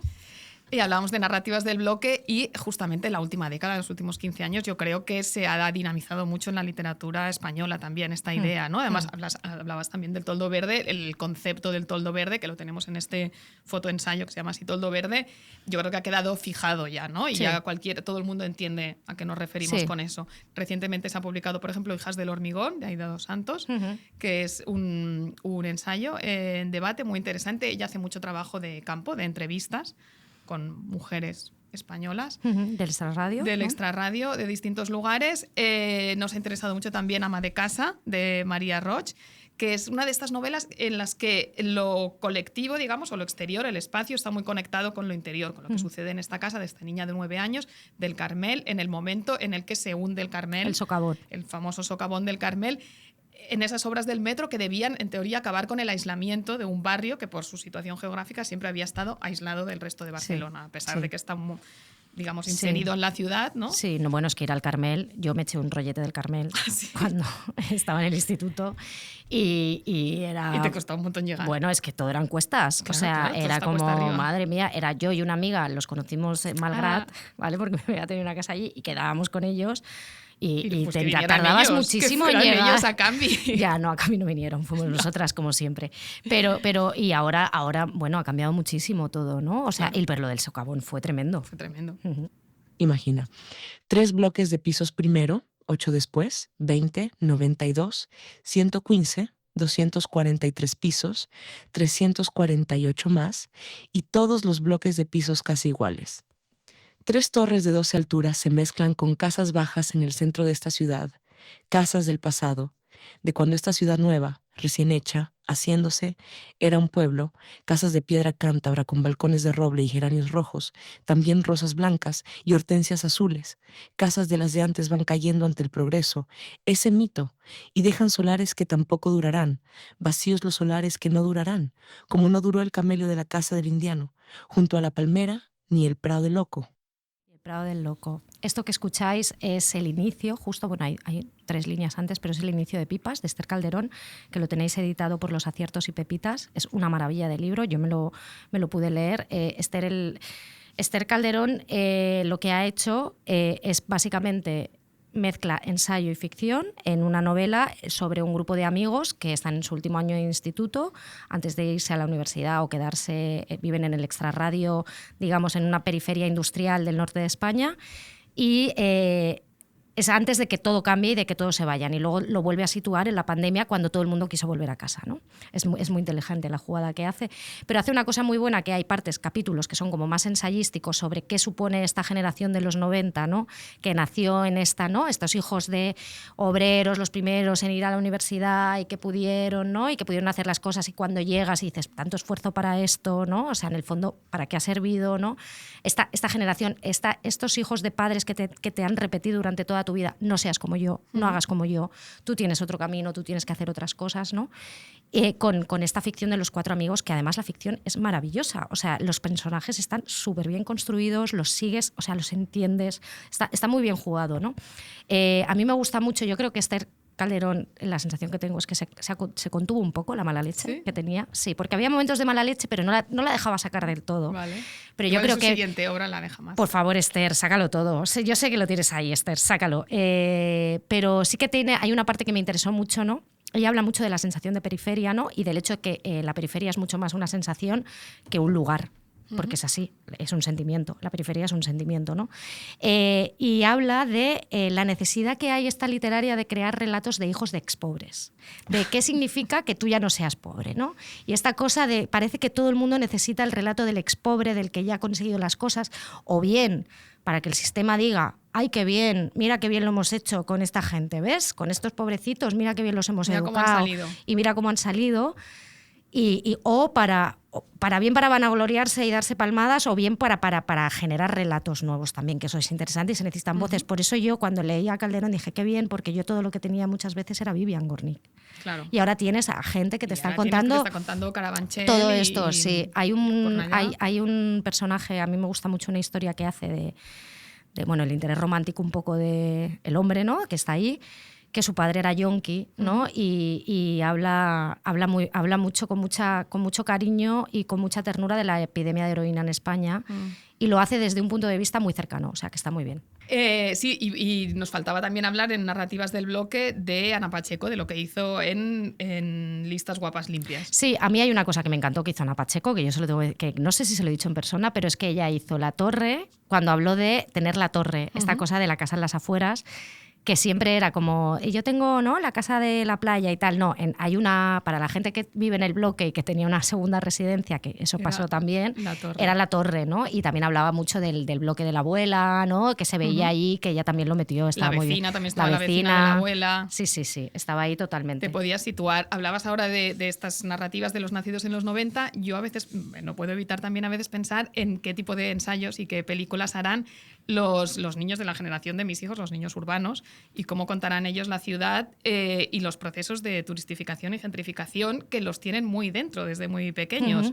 Y a veces los viven incluso con angustia. Yo, por ejemplo, cuando sucedió todo lo de la Casa Usola y los he llevado a Manis y otras amigas mías también, se lo intentamos explicar a los niños y a veces lo viven con cierta angustia porque es como nos van a echar de casa. Es como, bueno, intentaremos que no nos echen. Quiero decir que no. Ya, pero está pasando. Evitar somatizarlo. Y para empezar, en algunas ciudades ya son una rareza estadística los niños. Sí. Porque yo siempre tengo como muy grabada esta cifra de que en el 78% de los hogares de Barcelona no hay menores de edad.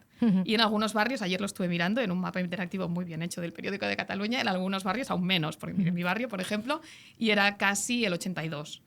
Y en el tuyo también más aún, pero bueno, era 82 y pico. Vale, bueno, qué ganas tenía de sacar el datito de que en Gracia hay menos niños todavía que en el Eixample. Bueno, es que por densidad, por densidad es normal. Pero hay niños. Sí. Pero ellos existen y se apropian del espacio también. Claro, y deben hacerlo. Y lo sienten propio también. Sí. Y luego es muy curioso también esa idea de que cuando tienes hijos te relacionas con la ciudad de manera muy distinta. Para empezar con tu bloque ya te relacionas de manera distinta porque tienes que hablar mucho más rato con todos tus vecinos con los que nunca habías hablado. De repente los bebés generan mucho magnetismo, ¿no? Y atraen mucha atención y tienes que tener esas conversaciones y explicar cómo duerme, cómo come a gente con la que nunca habías hablado. Vale. Porque te enraiza como mucho más en la ciudad y después, bueno, pues descubres una serie de cosas, sobre todo si te mueves con un carrito, ¿no? Tu movilidad pasa a ser distinta y desarrollas como otra percepción. Y la gente tiende a tener sueños ruralizantes cuando tiene hijos, ¿no? Tiene esto que tú decías, ¿no? No seas como yo, cuando esta idea que es casi inevitablemente humana, ¿no? De desear cosas buenas para tus hijos. Sí. El imaginario siempre se sitúa o en una periferia aislada, ¿no? en una urba. Que corra en el campo. Que corra en el campo Esa frase. o en el rural, ¿no? Sí. Que corra en el campo o intentar, pues si vives en la ciudad, buscar un cole en el que haya más espacio, ¿no? Y esté en las afueras, ¿no? Y subirte a Collserola. Sí. Y yo esto lo puedo entender y todo el mundo lo ha tenido en algún momento la necesidad, ¿no? Mis hijos en concreto van al colegio más contaminado, reciben más contaminación de Barcelona en la calle Aragó, que de Cataluña. Y esto es así porque porque cuando hacemos las protestas por la polución y tal, hay un ranking y está calculado. Y evidentemente no me hace feliz que eso sea así y claro que me preocupa. Pero en general no les tengo lástima, digamos, por ser niños de un centro urbano. Claro. Pues me parece que porque tienen unas relaciones maravillosas tus hijos también, con sus compañeros. ¿no? Con sus compañeros, claro. Hay muchos otros niños en el barrio Claro. y es curioso cómo les afecta y cómo, pues cuando estaba Ada Colau, sí, esto va a ser propaganda Colau en este podcast una vez más, todo su equipo hablaban mucho de esto de fer la ciutat jugable, ¿no? Sí. Ellos intentaron hacer como muchos nuevos parques, pero en general como hacer la ciudad jugable. Y la Claro, idea está qué buenísima idea, de maravillosa. infantilizar la ciudad, ¿no? Sí. Y se iba notando. Y cuando tú crías niños urbanos, yo siempre pienso, mis hijos más que urbanos son niños municipales, porque es como desde que hemos hecho como tanto uso de todos los espacios Claro. urbanos, públicos y privados, Claro. sobre todo lo que sea gratuito. Claro. Es como, abres la Clariana de Glorias, ahora que han abierto las nuevas Bueno, es zonas de maravillosa. Glorias. Yo estuve el otro día. Sí, yo quiero estar ahí todo el día. Yo los llevé en cuanto es genial, Glorias. Sí, me es encanta. genial. Pero es interesante como esto. Y hay que atenuar un poco lo del sueño ruralizante. Que yo Sí, puedo estoy muy de entender. acuerdo con esto. Y Bego, hay que a tope. dejar de intentar también criar niños orquídea. Cada uno que haga lo que quiera, ¿eh? Pero los niños no son orquídeas, no son flores raras. No hay que colocarlos en urnas, no hay que darles ocasiones. Los niños son flores, son hierbajos, Claro, son de claro. hierbajos que nacen en los parterres Claro, y ahí claro. también florecen. Muy bien.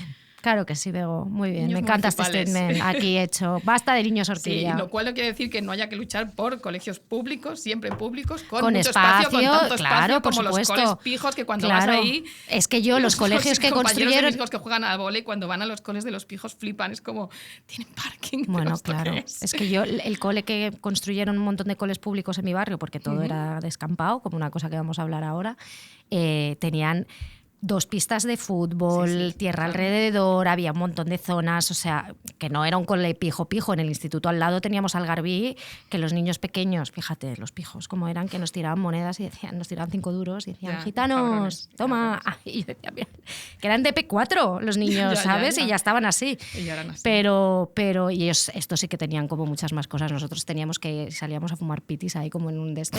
Pero yo no cambiaría jamás mi instituto por esos colegios. O sea, ni Sí, mi no, yo colegio ni nada. O sea, Yo fui a un cole público que tenía colegio mucho público espacio forever. porque estaba alejado de la ciudad y íbamos en autobús. súper en contra de los niños orquídea. Diga eso hasta que lo logras. Que sabes que lo vas a lograr, que te va a costar trabajo, pero que lo lograrás. Pintadas hemos hecho un montón. Se habían conseguido más o menos los colegios, ahora institutos. Se hizo tantas cosas, tanta lucha, se luchó y las mujeres bajábamos y quitábamos lo que... Pues este extracto que escuchamos se corresponde con un documental que hemos visto las dos y que nos ha fascinado, que se llama Ellas en la ciudad, lo tenéis en Movistar. El documental está protagonizado por la generación de mujeres que pobló los barrios de la periferia de Sevilla construidos en los 70, que en el fondo tú lo ves y es como todos esos barrios que están construidos en España, porque a mí es una cosa que me pasaba también cuando iba al pueblo a ver a mis amigos que eran de Valencia o que eran de Madrid, ¿no? Y Que en Madrid eran vivían en iguales, ¿no? Parla, y cuando yo iba pues quiero ver Parla, ¿no? Y decía, pues es igual que mi barrio, porque es que en el fondo todos los barrios son iguales, todos esos barrios que se construyeron tienen, obviamente hay hecho de esto, pero básicamente es la historia de los barrios del extrarradio. En este caso son las historias de las mujeres que tiran del carro, metafóricamente, literalmente. Y real, porque siempre van con un carro de la compra. Y bueno, descubrimos que ellas son el sostén de la ciudad, ¿no? Y que han construido esos barrios, y esos barrios tienen vida y no son guetos marginales, es gracias al activismo de todas esas mujeres que estuvieron ahí peleando por colegios públicos, por institutos, por centros cívicos, por bibliotecas. Este documental es una joya. De luchar estas mujeres y, Sí. y tienen un discurso completamente politizado. Sí, están politizadas. Bueno, yo de hecho fui a Sevilla, hablé con Sí, 2 las de ellas, conociste. maravillosas, de verdad. Nos encantó a las dos un epígrafe que dice, eran las mujeres las que se daban cuenta. Sí. Amiga, date Claro, cuenta. era Eran las mujeres que se daban cuenta de todas las carencias que tenían esos Necesitamos barrios un y de lo que había que mercado, hacer. en Y plan, también hay una de ellas que dice, eso es lo que hace la clase obrera, pedir todo el rato, ¿no? Sí. Exigir, exigir, exigir hasta que te lo tienen que dar. Hasta que te lo dan. Bueno, el documental es un proyecto, empezó como un proyecto fotográfico de Reyes Gallegos, que es una urbanista, arquitecta especialista en procesos de rehabilitación urbana en zonas periféricas de distintas provincias andaluzas. Yo pude hablar con ella, me dijo que, claro, cuando empezó a hacer el proyecto y acababa de parir, iba con el carrito, con su hija, el portátil, y encima iba por estos barrios y se dio cuenta de lo mal montado que está, porque son barrios que son muy cochecéntricos, aunque las luchas vecinales han conseguido muchas... O sea, tú vas ahora y ves cómo todas esas luchas han germinado, ¿no? Porque yo estuve en uno de esos barrios y claro, hay plazas, hay tal, están los bloques, pero no es el descampado, ¿sabes? Ya, ¿por qué? Pues ha conseguido por la lucha vecinal, ¿no? Pero bueno, que ella empezó a hacerles fotos, entonces luego hizo una expo y cuando hizo la expo dijo, ostras, que ellas tienen que ver esas fotos, porque se las hacía como desde la distancia, ellas no las conocía.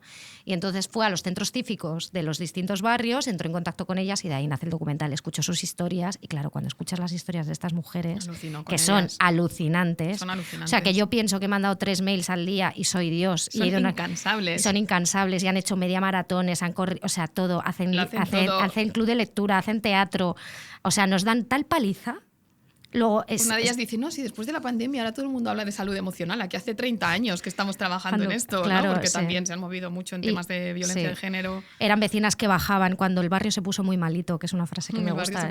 El barrio se puso malito por la epidemia de heroína, bajaban con sus hijos a hacer turnos en los bancos para que no se fueran a chutar a los bancos y los niños pudieran jugar. Cuando el cole no tenía vallas, iban ellas en la hora del patio a hacer de vallas humanas, entre ellas, se cogían de la mano.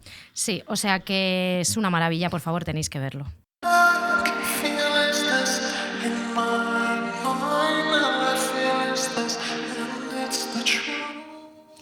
Hemos empezado el programa hablando de Chris Ware y nos hace mucha ilusión tener en Amiga Date Cuenta nuestra primera autora de cómic, la primera que se sienta con nosotras. Ella es Nadia Hafid, nacida en Tarrasa en 1990. Ahora nos contará, pero yo creo que ella se enamoró del cómic en la biblioteca, siendo muy niña, cuando iba con su madre y con su hermana. Y después creo que la escuela de arte le hicieron desenamorarse un poco del cómic, que eso es una experiencia que comparte con Chris Ware, que también tuvo en la Escuela de Arte de Chicago a un montón de profes expresionistas abstractos que le decían esto del cómic es una vallanada, esto no va a ninguna parte. ¿Qué tal, Nadia? ¿Cómo estás? Un placer estar aquí. La verdad es que os escucho muchísimo. Tengo que decir que intento escucharos en momentos en los que no estoy trabajando, porque claro, me paso todo el día buscando lo que no. A ver de qué artículo están hablando, tal. Bueno, pues Nadia también llevó un blog durante un tiempo que se convirtió, creemos, en la semilla del buen padre.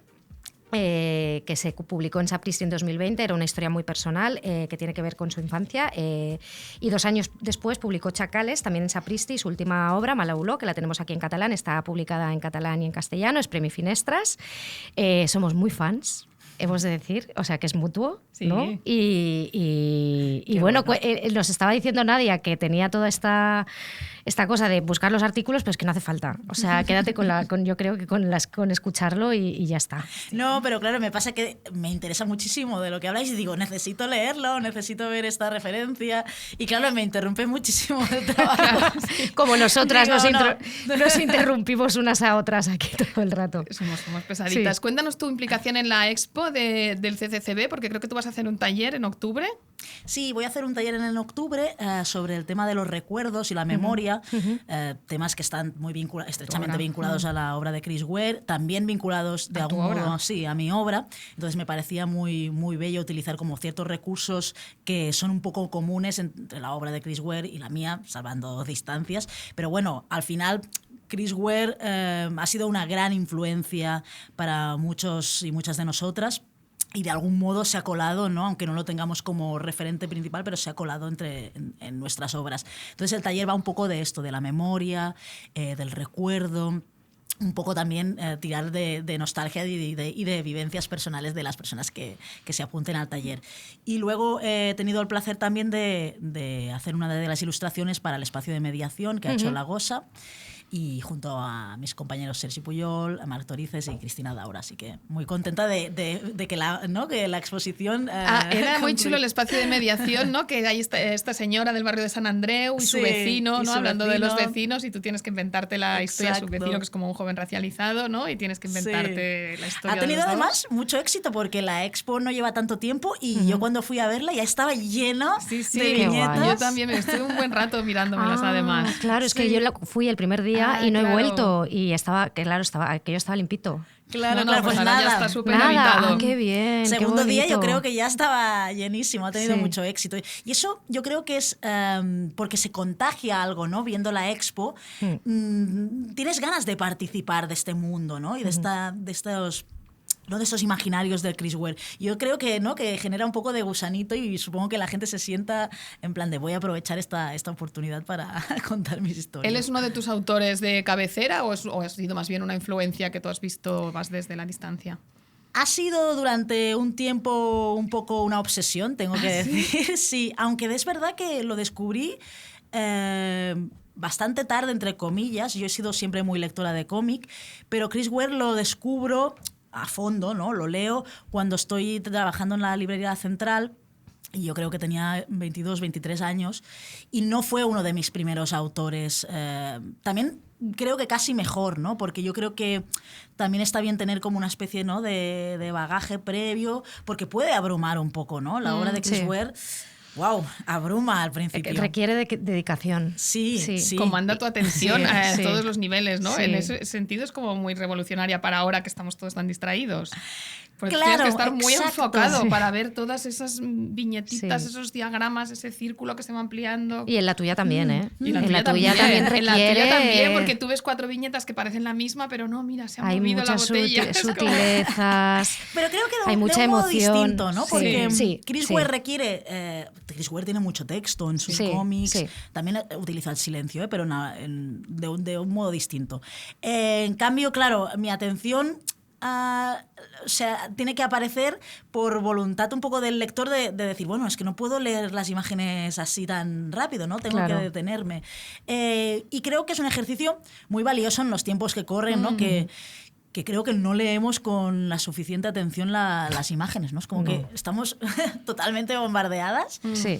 y no sé, no nos paramos en ningún momento. No, en A nada. mí una No. cosa que me gusta mucho de tu trabajo es que a mí me desprende mucha emoción contenida, o sea, hay mucha contención, es como muy, no sé, es como muy emocional, ¿no? Quiero decir que yo leyendo pasas por muchas emociones y hay muchos dentro de esos silencios, ¿no? Porque a lo mejor no hay nada de texto en esa página, pero están pasando muchísimas cosas a nivel emocional, sobre todo, ¿no? De los personajes, de violencias que pueden sufrir los personajes, de soledad que pueden sufrir los personajes, y wow, es que son viajes, ¿eh? O sea, quiero decir que leerte es sales de ahí Un poco, como ¿no? sí, Abatida. abatida y no, o sea, ahí transmite muchísimo. O sea, quiero decir, aparte que estamos rendidas a tu uso cromático total. sí. Bueno, que tienes mucha elegancia. Bueno, si no se nota, nos gusta mucho. Entonces, no sé cómo trabajas tú esa idea del silencio, ¿no? Si Chris Ware tiene tanto texto, no hay mucho texto en tu obra. O sea, hay frases muy definitorias, ¿no? Pero tampoco hay mucho texto. No, el texto que hay me sirve para subrayar ciertas ideas, que creo que es necesario ¿no? utilizar el texto, por ejemplo, en alguno de los diálogos donde hay mucha violencia, ¿no? En el caso de Malaoló, ¿no? Cuando la jefa no habla con ese tono tan formal y distante, pero que está cargado de violencia. Yo es que creo que, bueno, una obsesión que he tenido desde el inicio es huir un poco del exceso. Siempre me ha parecido que era que se conseguía el efecto no contrario cuando uno encarga mucho, ¿no? sus obras con demasiada información o tal. A mí me generaba rechazo. Entonces me empecé a obsesionar que tenía que ¿no? como ir puliendo y quedarme con lo esencial. Lo esencial que está en los gestos cotidianos, en cómo nos relacionamos en nuestro día a día, en cómo nos relacionamos no solo con las personas, sino con el entorno. Total. Y ahí es donde hay, yo creo, mucha información, ¿no? Sí. En esos pequeños detalles, en esa mirada, en cómo... y ahí es donde yo me paro, porque digo, creo que no hace falta que yo esté, ¿no? como señalando que está sucediendo esto exactamente, sino que ya con... y además que todas podemos reconocernos y como nos podemos reconocer, creo que podemos conectar más con lo que estoy contando y hacer una reflexión más profunda. Hablabas de la jefa de Malaoló, que es una historia que transcurre en una oficina, ¿no? Una especie de corporación, Angle o Angla, no se sabe, donde las empleadas van uniformadas, no vamos a destriparlo. También es una historia que se podría calificar de microrracismo, porque en realidad es racismo a secas. Sí, yo siempre lo digo, que utilizamos esta palabra, ¿no? Microrracismo, porque parece, ¿no? que esto no... Es violencia, y es una violencia además sistémica que está muy, ¿no? en raíz, ¿no? como está de raíz, y de micro no tiene nada.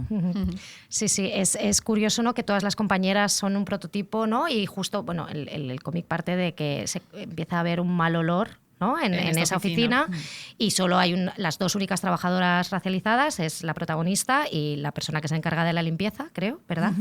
Y justo cuando pasa este mal olor van a por esa persona, ¿no? Entonces es curioso cómo se desarrolla todo esto y toda la contención, ¿no? Que a mí me llevó mucho a Chacales también, con la protagonista de la primera historia, ¿no?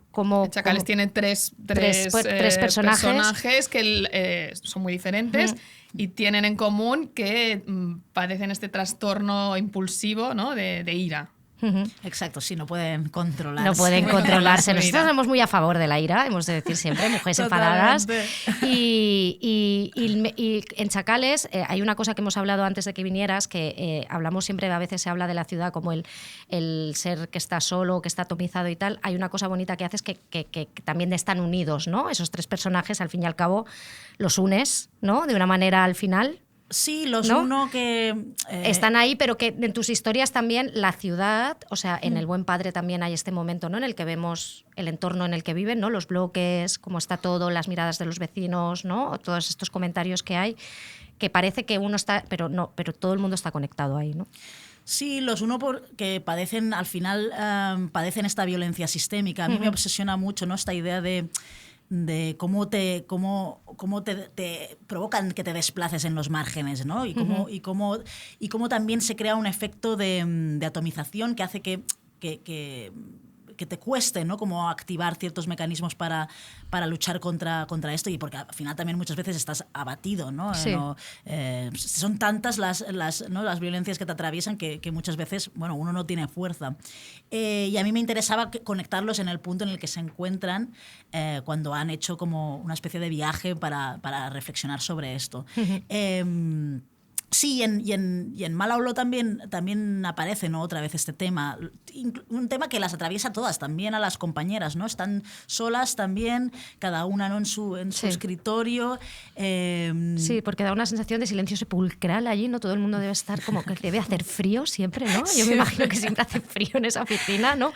Aunque llevan esos zapatos mal, ¿no? Todos deben poner el tupper en una nevera, ¿no? Sí, separada con un post-it para que no se lo quiten. Sí, o sea, pero claro, Todos deben tener la neverita térmica esta que tiene la gente de... Sí, luego tienen sus conversaciones, ¿no? Pero sí, es transmite bueno, mucho sí, ahí. Conversaciones muy, ¿no? Sí. Muy limitadas, Sí. Es muy frío, el espacio cobra mucha importancia aquí nuevamente. De hecho, tanto en El Buen Padre como en Mala Olor, el espacio es interior, casi todo sucede en interior. En Mala Olor todo sucede en esta empresa. Y en Chacales sí que era importante que se viera, ¿no? la ciudad, que se vieran estos edificios, ¿no? Enjambre, que se notara esta hostilidad también del propio espacio, Sí. ¿no? Como el espacio también moldea a los personajes. Y en Mala Olor pues es esta empresa, ¿no? Fría, exacto, ¿no? Como igual, todos los espacios son iguales, asépticos, porque me interesaba mucho esta idea de la asepsia también, utilizada como un elemento más de control. Sí, coercitivo, total. Sí. Hemos estado... Ay, perdona. No. Que hemos estado hablando antes de narrativas del bloque, justamente, y de historias del bloque. Tú hablabas de estos espacios enjambre. ¿Cómo era el bloque en el que te criaste tú en Tarrasa? Si es que era un bloque. Siempre he vivido en pisos, no eran bloques tan grandes, ¿no? con tantos vecinos, pero sí esta idea de que al lado de la pared donde estás hay otra persona, abajo hay otra persona, abajo hay otra persona, ¿no? Y esto también te genera una sensación extraña, ¿no? De compartir cierta intimidad y a la vez estás aislado también en tu mundo. El bloque, bueno, es un tema interesante para explorar, la verdad. Mucho, sí, nosotras nos hemos quedado cortas, yo creo. Sí, bueno, es que en Tarrasa yo tengo una prima que está viviendo en estos que son tan altos, tan míticos, los que tienen, pues creo que viven el 15 o así, o sea... Sí, a mí siempre me han impresionado, ¿no? Como esta sensación, además de que estás muy lejos del suelo, ¿no? Del suelo. Eso también ahí hay algo simbólico también. Y todo como igual, ¿no? Como son bloques todos iguales. Que generan también una estética también muy concreta. Es un temón, la verdad, para explorar. Y ahí cuando te topas con el cómic y cómo... Era en la biblioteca, creo, ¿no? Sí, siempre me he sido... lectora en casa mi madre, bueno, leía Tintín por mi abuelo y los Tintins estaban en casa, pero es verdad que el clic lo hago yendo a la biblioteca, que lo hacíamos como un plan de fin de semana, ir horas a la biblioteca. Me parecía como un plan muy bonito porque estábamos ahí descubriendo tal, y en la sección de adultos de cómic yo ya te colaste. Sí, yo ya me colé. De repente me quedé fascinada, ¿no? Por esas portadas, cómics. Claro, mi lectura fue muy desordenada que creo que eso también puede tener ciertas ventajas, ¿no? Porque no tienes por qué seguir, ¿no?, un patrón o hacer una lectura, ¿no? Vas descubriendo por intereses o por gustos estéticos también. En épocas determinadas pues me interesaban más unas cosas que otras. Por ejemplo, pues de adolescente recuerdo que me marcó mucho la lectura de The Sandman, ¿no? Porque claro, yo era heavy gótica, claro. Entonces claro, pues eso... Emo, ¿Y Sandman es el que está ahora en todo el escándalo? ¿El de Sandman? Sí, me temo que ¿Cómo llevas esto? ¿Cómo claro. llevas esto? Bueno, leíste ese artículo terrorífico en el que detallaba como sus sistemas de control y sumisión, él con la exmujer a todas. Yo también lo tuve que dejar para que te hagas una idea. Es terrorífico. Es terrorífico. Claro, imagino. Perdona, que venimos las aguafiestas. ¿Te gustaba? ¿Te gusta Neil Gaiman? Pues mira. Pues sí, me interesaba muchísimo. Esta ha sido nuestra historia con el hombre heterosexual en nuestra adultez, ¿no? Ir derribando mitos de este tío que me gustaba también. También cae. He de decir que yo nunca he sido muy mitómana. Vale. No me interesa mucho esta idea del... Sí, he visto lo visto mejor. Porque no es algo que haya tenido nunca, ¿no? Como esa sensación de no, pues me voy a leer todo lo que hace esta persona, tal. Sino que me interesa la obra según lo que... ¿no? Si yo empatizo o si yo conecto con algo o a nivel estético, ¿no? Si de repente me obsesionan ciertas cosas. Y claro, en la biblioteca leía desordenadamente también porque evidentemente todavía era muy pequeña y después de adolescente. Y no fue hasta que empecé a trabajar en la librería, en la central, que además tenía compañeros muy potentes. Estaba Silvia, estaba Tony de APA, Silvia del Graf, que me acercaron también. Era un momento muy bonito en Barcelona, muy efervescente, que estaba sucediendo pues en los inicios del Festival Graf, los inicios del Festival Guter, todo como la eclosión esta de la autoedición. Qué importante eso, sí. Y es súper importante porque me dio como mucha energía. Sí, y me ayudó también como a recibir estímulos de otras compañeras y compañeros de lo que se estaba haciendo, ¿no? Y de ver, a ver cómo está resolviendo esta persona tal, como el acercamiento de la mirada de esta otra persona. Porque al final yo creo que los estilos se acaban configurando de eso, ¿no? De ir cogiendo como referentes. No hace falta estrictamente del cómic, pueden ser... A mí me encanta el cine y creo que hay mucho de cine también en mi obra o de literatura. Pero o para mí al menos ha sido importante también esta red, esta comunidad que he encontrado en el mundo de la autoedición, en el mundo de los festivales de fanzines. Creo que eso me ha ayudado mucho también de algún modo a sentirme también segura, ¿no? de poder conectar con las personas que me estaban leyendo porque compran el fanzine ahí, entonces recibes el feedback. Claro. Es muy importante y muy poderoso, yo creo, o al menos para mí lo ha sido muchísimo. Y formaste también parte de Constelación Gráfica de esta expo que fue importante en el CDCB en 2022, que erais 9 autoras. Más o menos de las mismas coordenadas generacionales. Sé que teníais un chat, entonces no sé si lo mantenéis y qué se cuece en ese chat. ¿Tenéis un chat grupal? ¿Cómo se llama el chat? Constelación Gráfica. Mira, el otro día escuchaba vuestro podcast de chat grupal. Pensaba en los chats que no he borrado, que también siguen ahí. Que fue el que se puso aquí a hacer limpieza. Sí. Me hicisteis pensar. Y sí, tenemos todavía en el que es muy bonito porque las dudas que tenemos muchas veces de cosas de trabajo, ¿no? De temas muchas veces de más burocráticos que tienen que ver también mucho con contratos, tal. Y del dinero, exigir dinero. ¿Cuánto te han pagado a ti? Sí, o de hombre, es súper importante. Sí, muy importante. O incluso compañera, no, pues mira, yo no puedo hacerlo. Aquí pasarte curros. Bueno, es esa sensación de sentirte que estás también unidas. Y fue la experiencia de Constelación Gráfica, a veces incluso parece como un sueño, ¿no? Sí. Todas tenemos esa sensación de wow, fue un momento muy, muy bonito. Y además la dificultad de requerir poner algo, ¿no? que de por sí, como ya de manera de colocar el cómic en un espacio expositivo, puede ser difícil, pero era tan increíble como estaba pensada e ideada, ¿no? Es que estábamos dentro de vuestro mundo, o sea, cada uno de vuestros mundos lo paseabas, ¿no? Era precioso. Vamos a recordar quién estaba allí, eran Bárbara Alca, Ginny Espinosa, Ana Galván, María Medem, Miriam Persán, Roberta Vázquez y tú. Creo que no y Marta Carto. Y Marta Carto. Sí. Y bueno, el equipo del CCCB fue súper entregado, nos motivó muchísimo, nos dio mucha energía porque cumplieron nuestros sueños también, porque cada una de de nosotras iba con una propuesta loquísima. Pues yo he pensado...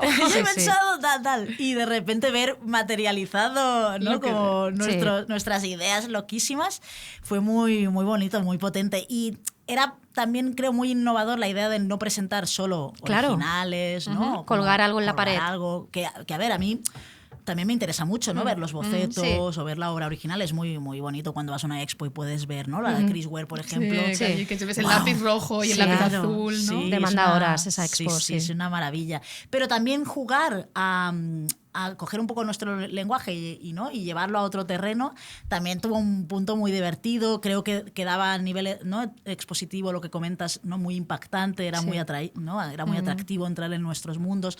También era una manera de comprender también mejor a lo mejor nuestras ligeras obsesiones. Sí, no, es que estaba muy bien hecho, o sea, cada espacio erais vosotras, o sea, no sé, a mí me pareció que fue una gran expo. Yo quiero preguntarte, porque como este libro lo has podido hacer por un premio, ¿no? Te han dado dinero y tengo entendido que normalmente siempre cuando trabajabas en distintas obras tenías que hacer trabajos, ¿no?, que te impiden salir de la obra, volver y se extienden más en tiempo, ¿no? Y creo que con este has podido decir, vale, ahora tengo el dinero, lo puedo hacer del tirón, ¿no? Has podido trabajar gracias al Premio Finestras de otra manera, ¿no? Y qué diferente es trabajar cuando tienes dinero, trabajar con dinero que trabajar sin dinero, ¿no? Si nos escuchas ya sabes que nos obsesiona mucho esta idea de las condiciones materiales que hay que ¿Cómo ha sido para ti? poner sobre la mesa, porque la gente no crea en el éter, ¿no? Y porque te vas alejando de proyectos que vuelves a retomar, y a veces cuando lo vuelves a retomar eres otra persona, lo ves de otra manera, ¿no? Y de repente poder hacer algo y entrar y salir, ¿no? O sea, no sé si lo has podido hacer así. Es que esto es lo que ocurre mayoritariamente, ¿no? Las compañeras y compañeros que hacen cómic normalmente es que se compagina con otros curros. Muchas veces es verdad que son curros también relacionados con el dibujo y tal, pero claro, quieras o no, hay como una especie de interrupción y hace que te volques de otra manera en tu proyecto.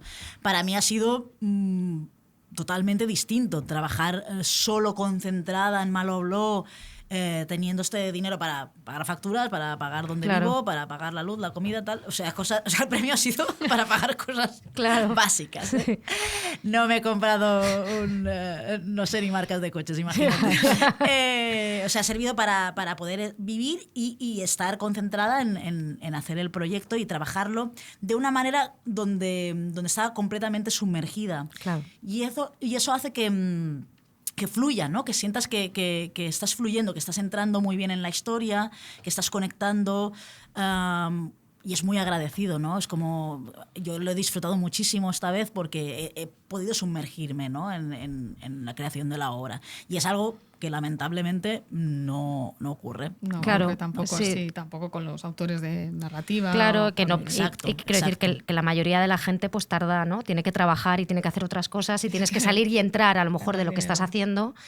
Y a veces, pues eso, si tienes esa oportunidad, ¿no? Yo me imagino que los señores estos burgueses del 1800 escribían así, ¿sabes? Tenían todo el tiempo del mundo para escribir y es como que envidia, ¿no? Que no tenías que hacer 8 cosas en un día y a lo mejor volver al mes y medio a ese curro y retomarlo, ¿no? Lo que realmente quieres hacer. Claro, y porque yo al menos vivo los cómics o trabajo los cómics muy como desde un impulso, también una necesidad muy inmediata de hablar de alguno de los temas, ¿no? Aunque luego se extienda más en el tiempo, El Buen Padre se extendió más en el tiempo, pero bueno, yo tenía ese o sea, en el inicio está el tema para ti. O sea, el tema es muy... yo siempre trabajo a partir del tema, y el tema es el que luego me da como pistas, ¿no? Como ciertas imágenes, y esas imágenes me ayudan a elaborar la historia. Pero el tema es el Por ejemplo, en El Buen Padre, que fue tu primera obra importante, que es una obra que bebe mucho de tu experiencia, de tu vida, ¿cuál sería el gran tema para ti ahí? Bueno, claro, El Buen Padre empezó siendo una cosa, ¿no? Empezó... Al menos para mí la necesidad era poder contar esta historia, ¿no?, de este padre. Al principio partía más de la autobiografía y luego dejó de interesarme tanto este componente autobiográfico y quise centrarme en unos temas que para mí eran esenciales, que era ¿no? Reflexionar sobre el tema del desarraigo, reflexionar también sobre las adicciones. Porque este padre es un padre migrante. Sí, sí. Reflexionar también sobre los roles en el modelo de familia tradicional también, ¿no? Y cómo estos roles estereotipados nos llevan también a... Son una losa. Son una losa. Porque ¿no? este hombre le pesa la masculinidad, ¿no? Pues sí, le pesan muchas cosas. Sí, le pesa la precariedad. La precariedad. Y no desde una mirada tampoco como de exculpar, ¿eh? Nunca en mis cómics hay ahí una voz ¿no? moralizante, intento huir de eso, sino simplemente reflexionar sobre esto, ¿no? Como, claro. bueno, pensar sobre esto, porque no pensar que se trata de una cuestión solo individual, ¿no? Como una decisión individual, sino que ahí hay algo también compartido, ¿no? Sí. O sea, a mí me interesa sobre todo reflexionar sobre temas. Yo nunca intento huir de que salgas con cuando acabes de leer el cómic tengas una... la autora nos ha querido decir exactamente esto. Claro.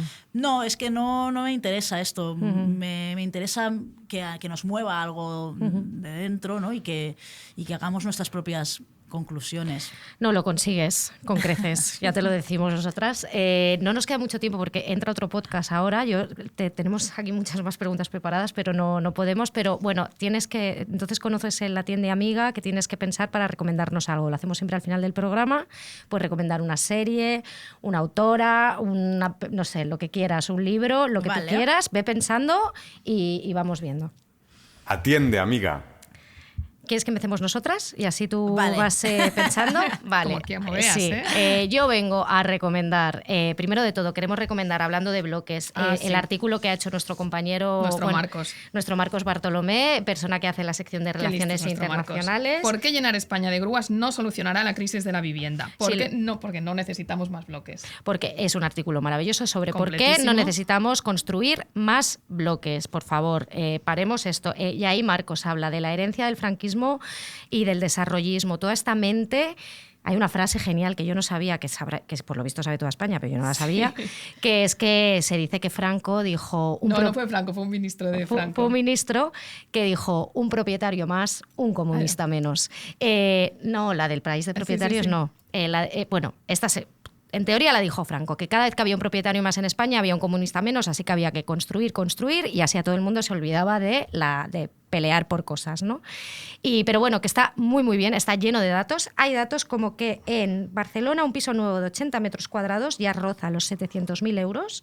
Ojo, y bueno, y que España es el sexto país de la OCDE con más viviendas por habitante, 563 por cada 1.000. Incluso hay menos viviendas anteriores a 1940 que en Alemania, que estuvo destruida, ¿no? Durante dos guerras mundiales. Bueno, lo dejamos ahí, leedlo, es buenísimo. Además, Marcos va haciendo preguntas retóricas que te van acompañando, en plan, de verdad, construir para tal. Habla de la Dana, de los efectos de haber construido en sitios que después... pues pueden haber catástrofes climáticas y no había que haber construido ahí. Bueno, lo toca todo, Marcos. No deja nada por explorar. Así que se te quita todo eso. Y luego quiero recomendar, por favor, a Mis señoras mormonas, a la vida secreta de las esposas mormonas, segunda temporada. ¿Te has hecho un 360? ¿Te has escuchado todos los podcasts? Sigo en los podcasts. Estoy ahora mismo en una entrevista de una de ellas, que es la más aburrida, pero bueno, esta temporada ha sido Chef Kiss de los realities, o sea, Hayu lo está haciendo muy bien, está siendo increíble, estoy deseando ya que llegue la tercera. ¿Llevan el mismo pelo o ha evolucionado la melena mormona? No, llegan el mismo pelo y además ellas hacen también como contenido en el que se se ríen de que todo el mundo diga que tengan el mismo pelo y la misma cara. ¿Sección de comentarios? Claro, bueno, claro, ellas contestan todo el rato a la sección de comentarios.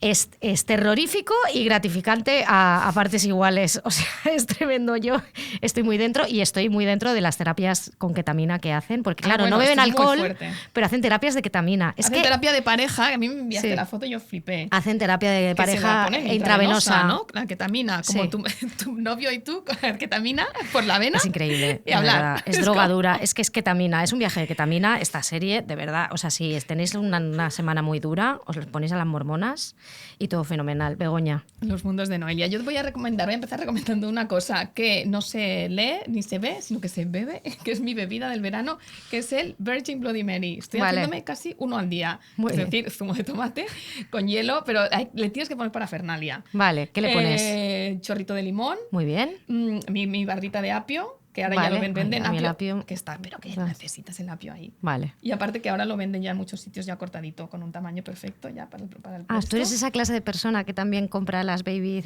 carrots peladas, Para hechas. mis niños, sí. Madre Porque mía, se los Begoña. pongo en el tupper.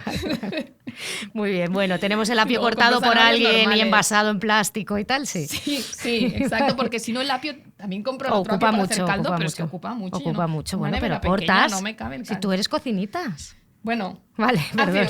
apio, zumo de tomate. ¿Qué más?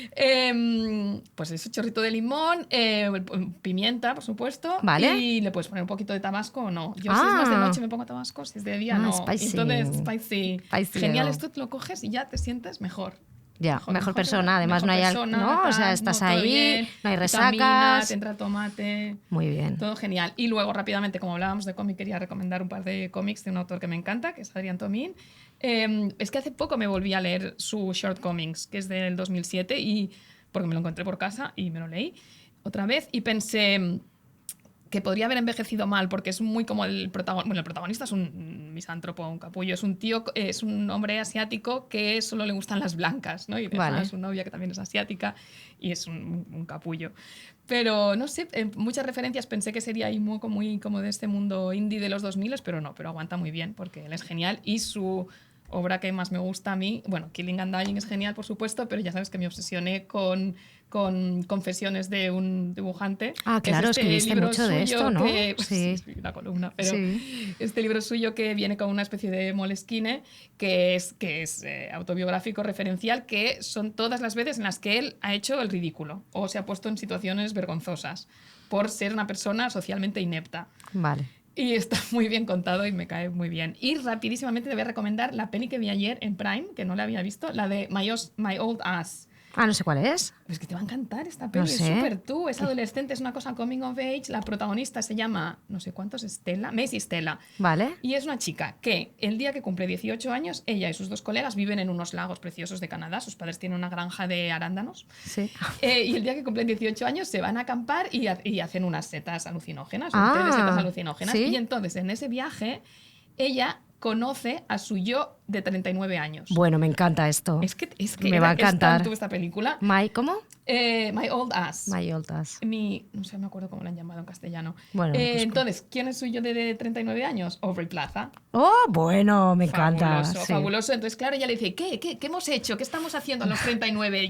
¿No? Y le dice, bueno, no voy a spoilear, pero nada de lo que la otra espera. Vale. Y establecen una comunicación y ella, su yo vieja, le da una serie de consejos.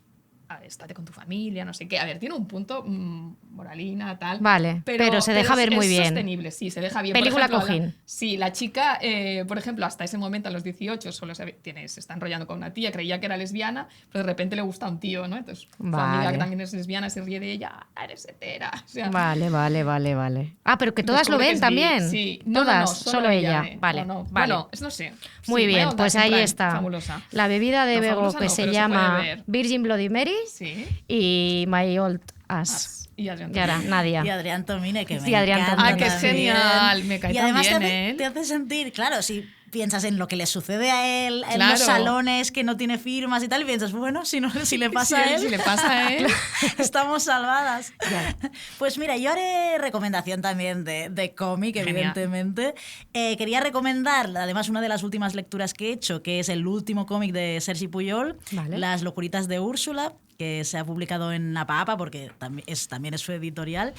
Y es un cómic que a mí me ha generado mucha ternura, que es algo que también que últimamente disfruto mucho, ¿no? Cuando en una obra de ficción o tal encuentro este punto, ¿no? de ternura, dentro también de que toca temas complicados, ¿no? Toca temas también como la soledad o la precariedad o el desencanto, ¿no? También. Pero creo que hay mucha ternura, que Sergi ha conseguido... ¿Cómo es esta Úrsula? A ver, ella quiere escribir un libro, es traductora, entonces, bueno, siente también como que nunca, ¿no? Las ideas que tiene no son buenas, le provoca mucho terror el cine o sea, las películas de terror le provocan mucho terror, pero como si fuera una niña pequeña, ¿no? Comparte también momentos con sus amigas, no sé, tiene pues un punto muy, muy tierno. Y él, Sergi, lo configura como historias cortas, que eso también es un formato que me interesa muchísimo, ¿no? También porque te genera esa sensación de ir acompañando, estar dentro de la vida de una persona, ¿no? Y eso es algo como, bueno, que me genera como que es muy entrañable. Y en esta línea también hay un cómic que se llama Hot Combs, de Ebony Flowers, que es una autora estadounidense, que habla sobre la relación del pelo, el pelo afro, y todas las violencias también a través de algo a priori tan pequeño como puede ser cuestionarte looks, ¿no? El pelo lo es todo. El pelo lo es todo, y es un temón también. Y es un temón. Donde puedes utilizarlo además de muchas maneras. Y es un cómic que lo recomiendo muchísimo por ese componente también político. Y por último, un descubrimiento también más bien plástico o estético, es un cómic de una autora que se llama Maite Grandjoan y se llama Fantasmas, y está publicado creo ahora solo en francés, la editorial es Magnani, y es un libro que está hecho con témperas, ¿no? Con acrílicos, todo el cómic. Vale. Es un cómic con témperas. O sea que a nivel plástico me resulta súper atractivo, ¿no? Además también la idea de fantasma de espectro. Sí, bueno, la historia es una historia, es otra cosa, pero no hay mucho texto tampoco. Y está eso, pintado como si fueran, cada viñeta parece un cuadro, ¿no? Y es como muy, estéticamente es muy, muy potente y me dan ganas como de meterme a hacer esta incursión también. Bueno, claro. Sí. Témperas de Nadia Hafid. Sí, de textura, ¿no? Es muy, muy bello. Qué bien. Qué chulo. Ay, qué buenísimas recomendaciones. Muchas gracias. Sí, nos las apuntamos todas. Ha sido un placer tenerte aquí. Estábamos muy contentas y teníamos muchas ganas de que vinieras.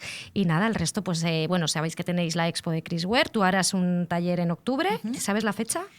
Ostras. No, pues lo pondremos en Spotify, no os preocupéis. ¿Y nos vemos en Madrid? Nos vemos en Madrid, nos escuchamos en dos.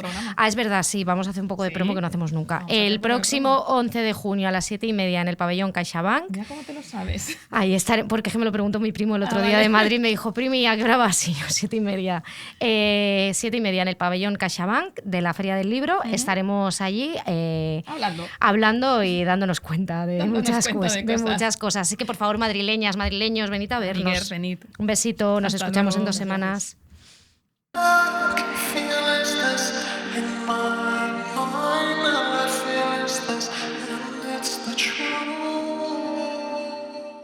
Estás escuchando Radio Primavera Sound, proudly presented by Cupra.